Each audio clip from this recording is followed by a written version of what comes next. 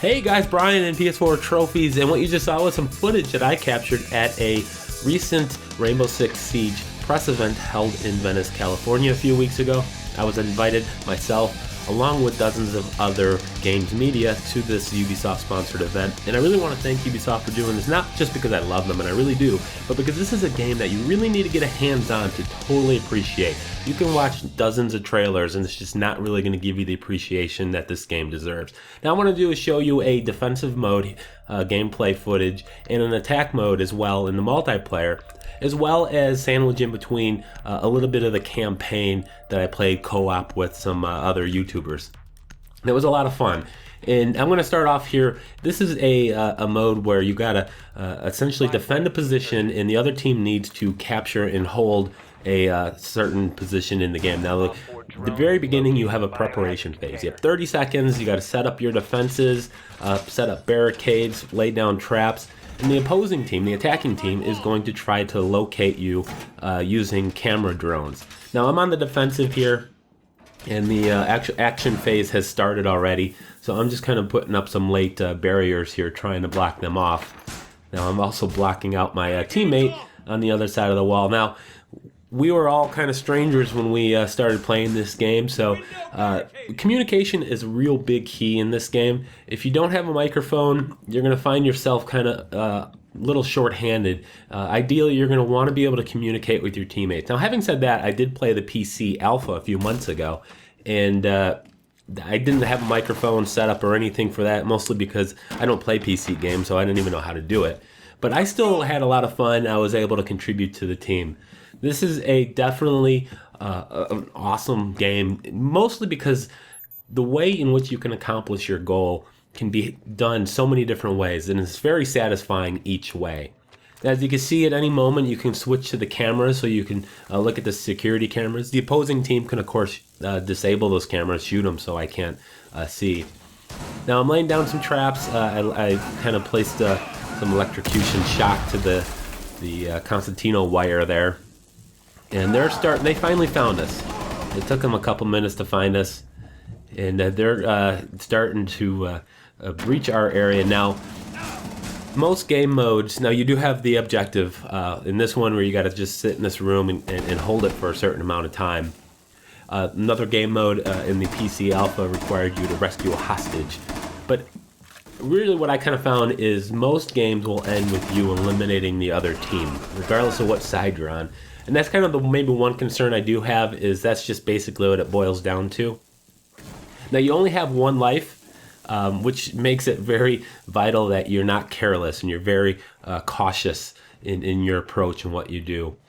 Now here I'm kind of you shoot through the walls here, make openings, and there's many ways in which you can get to your objective. You can go through ceilings, through floors, you can go through windows. You can blow out walls, which makes this a lot of fun just because you don't know where the enemy is going to be coming from. And as you can see, I took out the last guy there who was trying to capture the objective. And let's go ahead and take a quick look here at the campaign mode. This is can be done, I believe, solo as well, but with up to 4 other friends, so 5 total. Now in this mode, you're going to have to go and defuse a couple different bombs.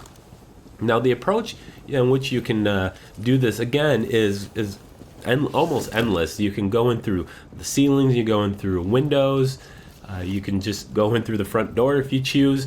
We played this mode probably about 4 or 5 times, and it played out completely different each time. In the end, we won every time, except for when we put it on realistic difficulty. That did make it a little harder. We did fail. The enemy forces are much smarter and much more tactical. But I'm going to go up to the roof here, and then I'm going to rappel down through the window here, and we're going to get to, I'm going to find the first objective. The rest of my team is taking a different and longer route, apparently, to get to where we're going. So you can see you can bust out a hole in the fortification here in the window. I'm going to go ahead and swing in. Now this mode is, again, you and 4 other people, or up to 4 other people, against the AI. So this is the co-op mode. Diffuser planted. Defended from enemy Now I got everybody in here. The one person with the diffuser activated it, so now you just got to hold the position here.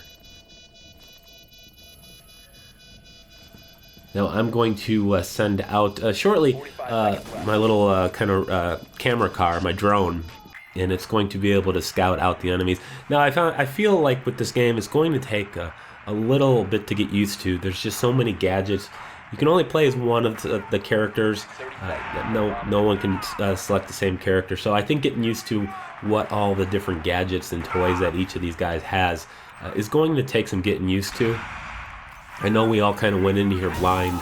And you can't, I don't have the recording of the actual chat headset audio, but it was so much fun. I can't even express just how gratifying it was to communicate as a team. I mean, we were 5 guys who had never met each other prior to this, and how quickly we were able to just really kind of get together and formulate plans and strategies. In this game, it's really heavily about that, about being able to communicate with one another, calling out when you're down, where the enemy locations are, and where your next objective you're going to head off to. Now we're at the second bomb location here. We have 45 seconds left to defend this. And finishing off this will successfully end this co-op mission. Bomb will be defused in 30 seconds. Again, this is the AI. This is not the realistic difficulty setting. With the realistic difficulty setting, the enemy will place down traps. There are suicide type bombers as well you got to be careful of, and it is much more difficult, but we were able to successfully complete that after a couple tries, so it was very gratifying. I remember when we did it, everyone screamed and the whole room just stopped and was wondering what the hell was going on, but it was so much fun. So let's go back to the multiplayer. This is the online your humans against the opposing human team. And now we're doing an attack. So you can go ahead, select your character, select the starting location and where you want to go. And now during this preparation phase, again, if you remember from the earlier in this video, my team was preparing defenses by putting up barricades and whatnot. Now we're going to start off by trying to find their location using the little camera drones. And you can get a huge tactical advantage if you can find their location. Now, I find that if you find the enemy soldier, that kind of indicates that you're in the right area. And you can see I found them here. So I know I'm in the right area. We just need to find the room that we need to capture and hold. There's our objective. Now I'm going to place my camera drone right here. Now once you die, I mentioned you only have 1 life, but once you die, you're actually not completely worthless. You have to still participate, and you can do that by switching to the different cameras. The little camera drones, if you're either team, it doesn't matter if you're defense or attack, same thing. You can go and switch the cameras, you can call out enemy locations, you can also view the camera feed of your teammates as well.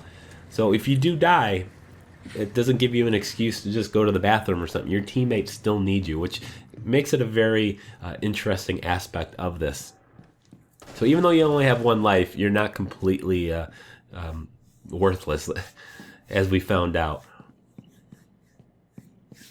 So we know what their location is, and I know there's it's kind of over here down below us. What I'm going to do is place an explosive charge here.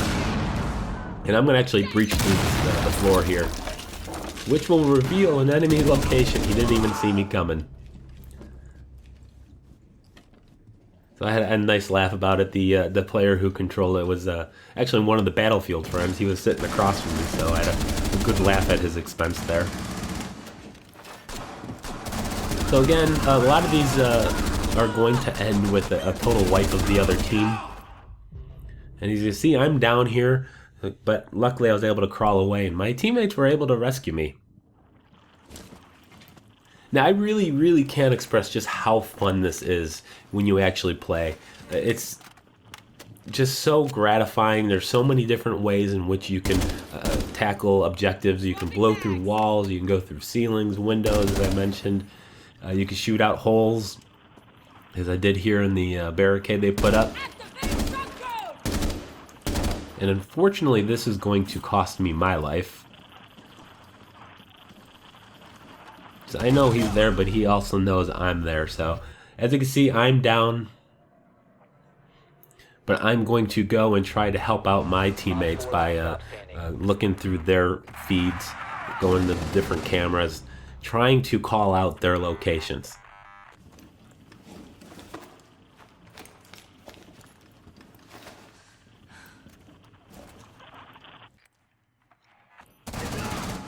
And it looks like it's just 2-on-1.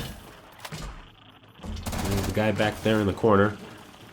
So at this point, I'm telling the other guy where he's located. 4 operator remaining.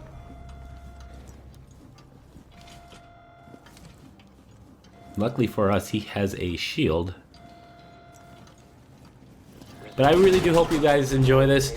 This will be available on the PlayStation 4 as a closed beta starting September 24th. So thank you guys for watching. Please like, comment, and subscribe.